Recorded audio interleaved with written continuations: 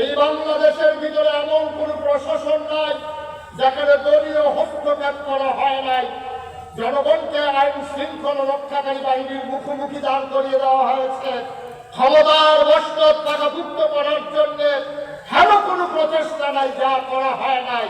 এতে জনগণের নিবৃত চোখের পানি, সাজদায় গিয়ে তার চোখের পানি, রাতে বিরাতে তার চোখের পানি, মানুষগুলোকে ঘরে ঘুমাইতে দেওয়া হয় নাই, আত্মীয় স্বজনের বাড়িতে ঘুমাইতে দেওয়া হয় নাই, মঞ্চগুলো থেকে বক্তাদেরকে নামিয়ে দেওয়া হয়েছে কোরআনের কথা বলার কারণে। ওই মাহফিলের ভিতরে বেজ্জতি করা হয়েছে, মসজিদের মেম্বারগুলো থেকে আলেমদেরকে নামিয়ে দেওয়া হয়েছে। আমি বলেছি কথায় কথায় মিম্বার ছাড়, নির্ণয় কিছু শব্দাবাদ।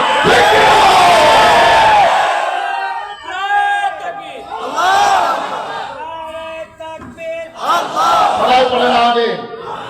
এরকম স্লোগান দিলে যারা ঘুরে আসছিল তারা